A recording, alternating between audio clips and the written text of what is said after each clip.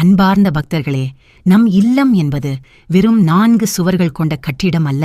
அது இறைவனின் ஆசீர்வாதம் நிறைந்த ஒரு ஆலயம். சில நேரங்களில் சில உயிரினங்கள் நம் வீட்டிற்குள் நுழையும் போது நாம் அவற்றை சாதாரணமாக கருதுகிறோம். ஆனால் அவை ஒவ்வொன்றும் ஒவ்வொரு நன்மையின் அடையாளம். வெட்டுக்கிளி வந்தால் செல்வம் சேரும், சிட்டுக்குருவி வந்தால் சுபகாரியங்கள் நடக்கும், புறா நுழைந்தால் பணத்தட்டுப்பாடு நீங்கும்.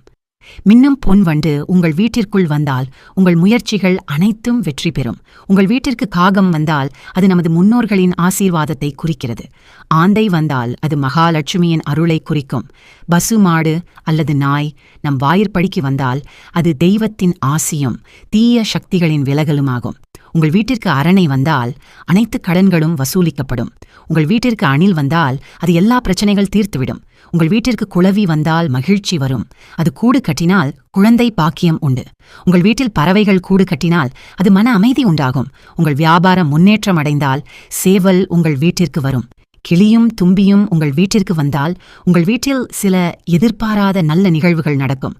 கழுகும் மயிலும் உங்கள் வீட்டிற்கு வந்தால் என்றால் அதைவிட அதிர்ஷ்டம் எதுவும் இல்லை.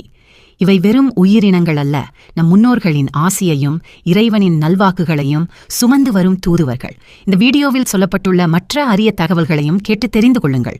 உங்களின் மேலான ஆதரவு தேவை. இந்த ஆன்மீக தகவல்கள் உங்கள் மனதிற்கு பிடித்திருந்தால் லைக் செய்யுங்கள். இதுபோன்ற பயனுள்ள வீடியோக்களை தொடர்ந்து வழங்க எங்களுக்கு ஊக்கமாக இருக்கும். ஷேர் செய்யுங்கள்.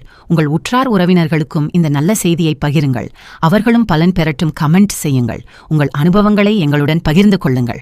உங்கள் இல்லத்திற்குள் சமீபத்தில் எந்த உயிரினம் வந்தது என்பதை கமெண்டில் சொல்லுங்கள். ஆன்மீகம் வளர்ப்போம், நன்மைகள் பெறுவோம். நன்றி.